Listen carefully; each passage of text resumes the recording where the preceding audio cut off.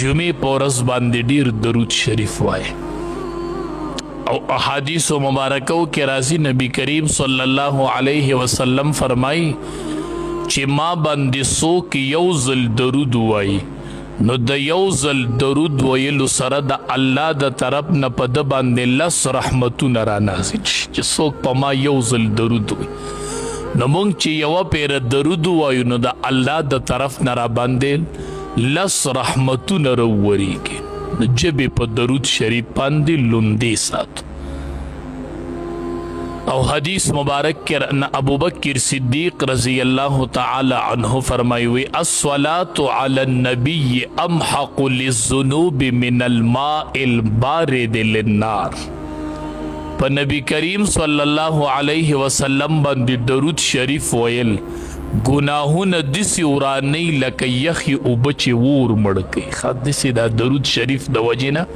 ګناهونه ورانیږي ښه درود شریف ډېر وایي حضرت امام شاه ولی الله رحمت الله علیه دا ډېر لوی محدث تیر شوی دی وی ما او زما خاندان چې څه موندلي دي نو دا هم د درود شریف په برکت موندلي دي ښه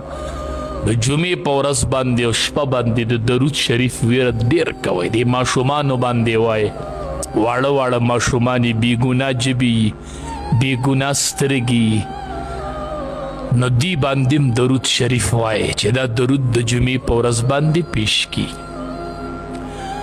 دا میاشت چې کومه شروع د دې ته اسلامي میاشتو کې د ربیع الاول میاشت وایي دی میاشت کې نبی کریم صلی الله علیه وسلم پیدا شوی هم دی او وفات شوی هم دی پیدا شوی دی میاشت کې دی وفات شوی دا 12 ربیع الاول چې یادیږي لکه پرون 12 ربیع الاول نمونږ ټول وایو 12 ربیع الاول باندې نبی کریم صلی الله علیه وسلم پیدا شوی دی نه په 12 ربیع الاول باندې وفات یقیني دی او پیدایش یقیني نه دی ښه په 12 باندې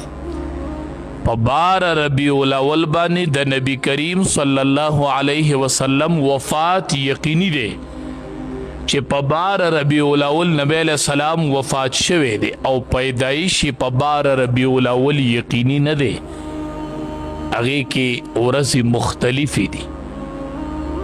بهر صورت دا د ربیع الاول میاشت دی کې چې د نبی کریم صلی الله علیه وسلم د سیرت او د صورت ذکر وشي نو دا لویه خبره ده چې الله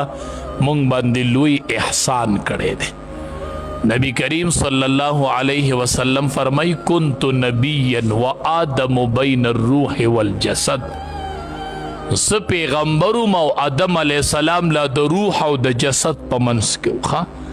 آدم علیہ السلام لا نو پیدا شوی چې نبی علیہ السلام فرمایي زه پیغمبر وم ځکه خو نبی علیہ السلام اول النبیین دی او آخر النبیین هم دی هغې وخت کې زه پیغمبر وم چې آدم علیہ السلام لا پیدا شوی نو ښه آدم علیہ السلام چې پیدا شو عرش ته یې وکتل نو په عرش یې لیکلي اشهد ان لا اله الا الله واشهد ان محمد رسول لا اله الا الله محمد رسول الله په عرش لیکل شوی چې ستا اولاد کې یو پیغمبر را روان دی چې نوم به محمدي د نبی کریم صلی الله علیه وسلم 2 نسبتو یوی د نسب نسبتو چې محمد ابن عبد الله محمد زوی د عبد الله دای نسبی تعارف او دای نسبی حیثیت او یو نومیو محمد رسول الله دای اغا نسبی تعارف او دای د بعثت او د الله د طرف نه چې رسول را لېږلی شي او دای د هغې